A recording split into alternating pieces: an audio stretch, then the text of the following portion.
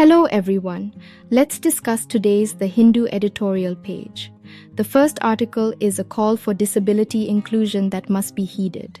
In this article, the writer says that the International Day for Persons with Disabilities, December 3rd, has passed, and it is crucial to consider the importance of innovative solutions that enhance daily activities and quality of life for those affected. The United Nations has shifted its focus back to innovations that reduce disability, particularly in neuropsychiatry, which straddles the brain-mind interface.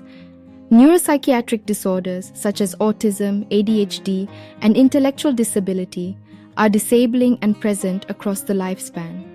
Rehabilitation services are essential for people affected by these conditions, as they contribute to 310 million years of living with disabilities, YLD.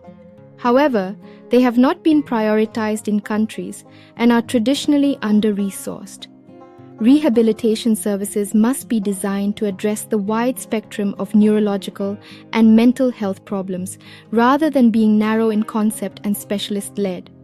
There is a need to build awareness in the community that disability does not need to be endured and can be treated, even reversed, in a proportion of cases.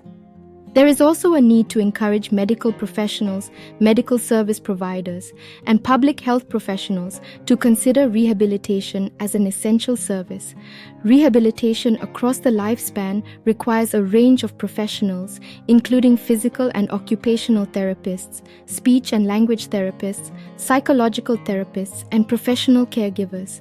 Enhancing these professional roles, improving training, creating mainstream career opportunities, and empowering their professional growth is important for services to develop and evolve.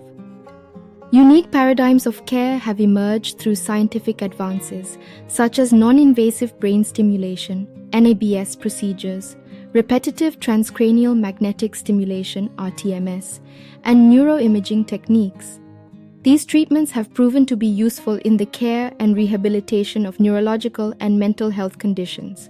In conclusion, the United Nations' focus on innovative solutions that reduce disability is crucial for improving the quality of life for people affected by these conditions. By addressing the wide spectrum of neurological and mental health problems, promoting multidisciplinary, multi-component, and holistic approaches, we can work towards a more inclusive and effective future for individuals with disabilities. The next article is a quiet reprieve.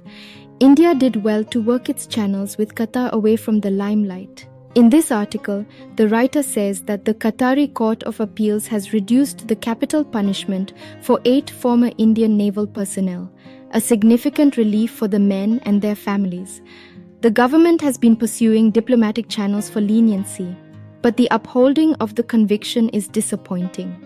The government and the men's families must now reassess their legal strategy and evidence of innocence before filing a review petition with Qatar's Court of Cassation. If all avenues of judicial appeal are exhausted, the government will have 3 options: continue to press for a review with Qatar's ruling emir, Sheikh Tamim bin Mohammed Al Thani, appeal for clemency and ask for a pardon, or serve their terms in India once the length of imprisonment is clarified.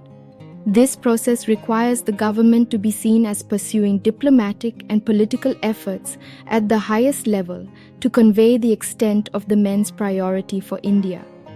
It is important that New Delhi does not react to the case with public rhetoric, especially the kind of targeting of Doha seen in some sectors of the media.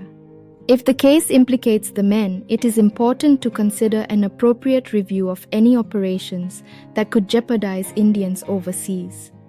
New Delhi has also done well by not allowing the case to become hostage to growing tensions in the region over the continuing bombardment of Gaza by Israel. The next article is Rift over Relief. Criteria for awarding disaster relief must be laid down clearly. In this article, the writer says that the recent disagreement between the central and Tamil Nadu governments over flood relief after 2 heavy rains in the state has been disappointing for those struggling to rebuild their lives. Union Finance Minister Nirmala Sitharaman and State Minister for Youth Welfare Udayanidhi Stalin have sought interim relief funds of INR 7,033 crore and a final relief fund of INR 12,659 crore for damage caused by Cyclone Mekong to the Chennai area. The state has sought INR 21,692 crore in total from the Union government. Defence Minister Rajnath Singh announced the release of the second installment of INR 450 crore to the State Disaster Response Fund (SDRF) and sanctioned INR 500 crore for a flood mitigation project in Chennai. The state is now awaiting a fresh central announcement after visits by interministerial teams to the affected areas. The central government does not declare any natural disaster a national disaster, but it is classified as a disaster of severe nature after an assessment by its team. In such cases, there is additional financial assistance from the National Disaster Response Fund, NDRF. The central government should ensure clear guidelines when it comes to relief and reconsider its position on excluding long-term or permanent restoration works from the SDRF-NDRF. An open debate on the suggestion by a parliamentary committee in March 2021 should be held on the use of more than 25% of the FEF component of centrally sponsored schemes for post-disaster permanent restoration works. The centre should also consult cyclone-vulnerable Tamil Nadu, Andhra Pradesh, Odisha, West Bengal and Gujarat, and formulate new disaster management norms that would leave no room for political controversy.